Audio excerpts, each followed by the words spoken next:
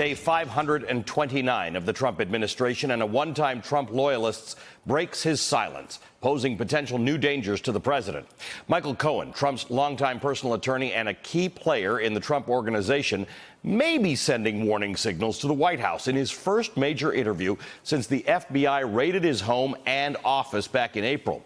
Federal prosecutors in New York's Southern District are investigating Cohen for alleged violations of election law and possible financial crimes associated with his personal business dealings, including his payment of $130,000 in hush money to porn star Stormy Daniels. Cohen hasn't been charged with any crime, but there's been speculation about whether he intends to cooperate with prosecutors. Cohen in the past said he would do what is necessary to protect Trump, including taking a bullet for him. This weekend, he sat down with George Stephanopoulos of ABC News for an off-camera interview, and Cohen said this when asked what he would do if prosecutors offered him a deal in exchange for information on the president. My wife, my daughter, and my son have my first loyalty and always will. I put family and country first. Cohen was asked by ABC how he would respond to an attack by the president or his legal team, and he said, quote, "I will not be a punching bag as part of anyone's defense strategy. I am not a villain of this story, and I will not allow others to try to depict me that way." Michael Cohen also appeared to make a clear break with Trump on the topic of the Russia investigation and the president's efforts to discredit it. Very, very different message from Michael Cohen.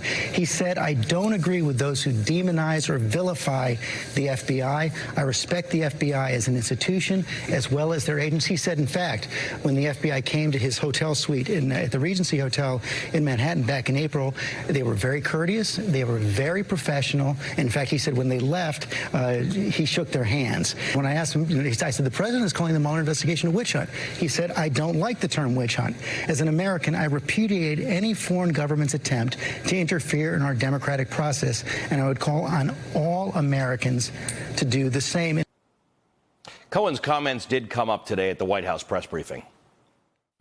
Is the president worried after his comments this morning that Michael Cohen is going to flip, and has he considered at all paying Michael Cohen's legal fees? As you know, I'm not going to answer questions on this topic and would refer you to the president's outside counsel. Can you at least tell us whether the president watched the interview this morning and potentially how he feels about the idea that his former attorney said that he would put his wife, his son, his family, and his country first, but not the president?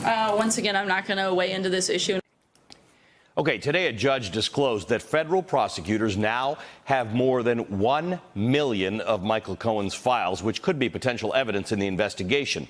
That's about a third of what the FBI seized in that April raid. Thousands of other documents are being examined ahead of a Thursday deadline.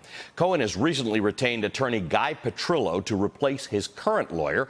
Petrillo is a former federal prosecutor who served as chief of the criminal division in the Southern District of New York, the division that's looking into Cohen.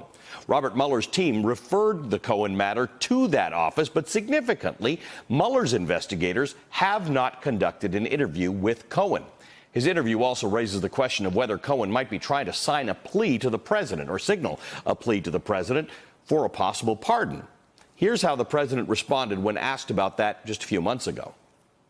Mr. President, what about Michael Cohen? Are you considering a thank you very much. Stupid question. Stupid question. Let's bring in our leadoff panel for a Monday night. Jill Colvin is the White House reporter for the Associated Press. You saw her just moments ago in that clip. Harry Litman is a former U.S. attorney and former deputy assistant attorney general under President Clinton. He's also a former clerk for Supreme Court Justices Thurgood Marshall and Anthony Kennedy. And Daniel Goldman, with me here in studio, is a former assistant U.S. attorney for the Southern District of New York and a fellow at the Brennan Center for Justice. In the past, he has worked with Michael Cohen's attorney, Guy Petrillo. Daniel has also just been named an MSNBC legal analyst, so welcome to the family. And in honor of that, you get the first question, Daniel. The Washington Post has just published a story on this in which it writes, "Some in Trump's orbit said the interview was a miscalculation if it was an attempt to reach out to the president, whom Cohen had served since 2007, for attention, financial support, or even a pardon that would end Cohen's legal predicament. You and I were talking earlier. You don't think this was orchestrated to be a message to the president at all? No, none of what came out in the ABC News reports seems to me to be a plea to Trump for anything. In fact, the language he was using, the comments that he made, distancing himself from the use of the word witch hunt, distancing himself from some of the allegations that Trump has made about Mueller, even going so far as to say, I will not be a punching bag. That's not an indication of somebody who is trying to cozy up through the media to Donald Trump. To me, what it was speaking, it's cooperator speak. He's praising the FBI. He's talking about how he believes in the institution. He believes in the democratic process and that he thinks the investigation should go forward. Those are the things that really came out from what we saw in that interview. Harry, Vanity Fair writer Emily Jane Fox was just on with Rachel a while ago. Here's what she said on why Cohen might have done this interview now. So he now has a new attorney who is still a little bit camera shy, but not completely against him doing press. There's also a sense, a belief by Mr. Cohen and people in Cohen land that there is going to be an onslaught coming from people in the president's orbit. And so there was this window of time where he felt like, I'm going to try and restore my reputation before this attack. Harry, what's your sense of it? Why do this interview now? Yeah, I think that's exactly right. I agree 100% with Dan that this is someone making overtures for cooperation.